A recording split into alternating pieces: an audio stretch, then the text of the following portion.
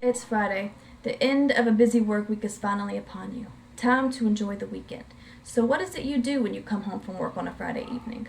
Well, if you're like me, you eat dinner, you take a shower, you pour yourself a glass of red wine, sit down, watch TV, and relax. Now, as you're sitting down, watching your favorite TV shows, indulging in your favorite red wine, exploring all the many different flavors, have you ever thought about what the most popular red wines are? Where did it originate? And does drinking wine actually benefit your health?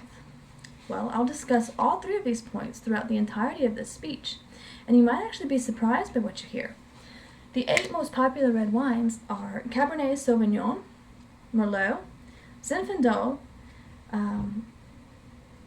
Pinot Noir, Malbec, Syrah, Sangiovese, and Nebbiolo.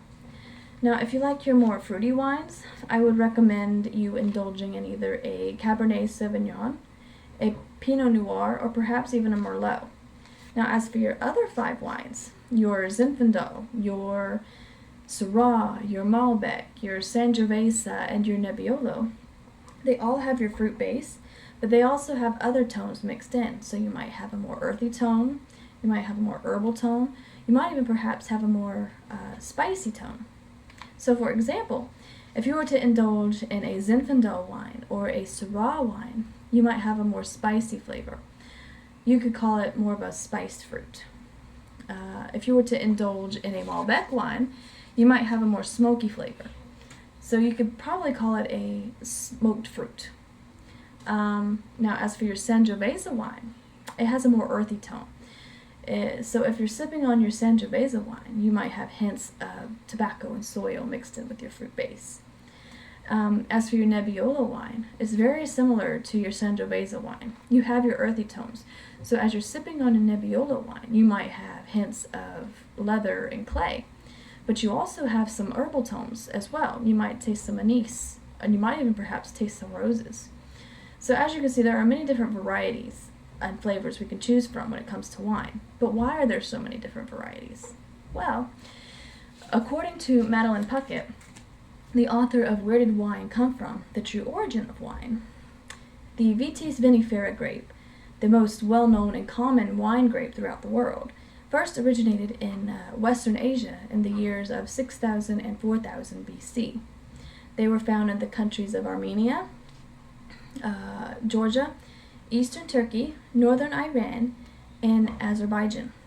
Now, during this Neolithic time period, there was a group of people called the Sholiveri Shomu. They were the first known people to be winemakers. And as civilization began to expand throughout the rest of the world, the Greeks and the Phoenicians were the ones who introduced the Vitis vinifera grape to the Europeans. And as the Vitis vinifera grape became more well known and grown throughout the rest of the world, it had to adapt to the many different environmental changes and climates associated with each country. So that is why there are so many different variations and flavors of wine we can choose from today and indulge in, which can also benefit our health. According to Rachel Oliver, MS, MD, PhD, and author of Red Wine Consumption and Associated Benefits, the resveratrol story, red wine contains an antioxidant called resveratrol. Resveratrol has been known to benefit the cardiovascular system as well as the gastrointestinal tract. It has also been known as an anti-inflammatory.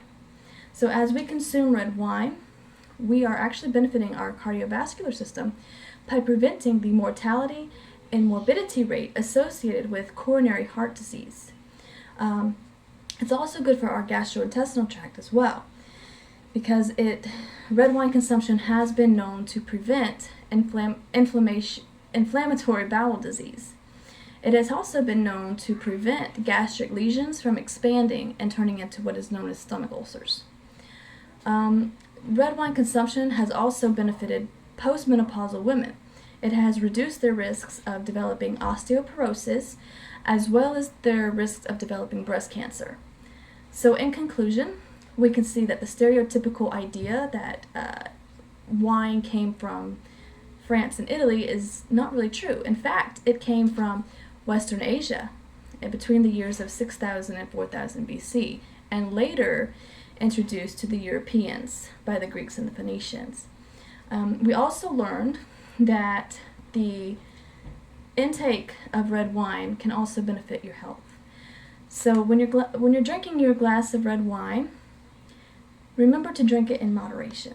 You want to benefit your health. You want to give positive results. You don't want the negative results. Drink your red wine in moderation. And I thank you for listening. Have a good night.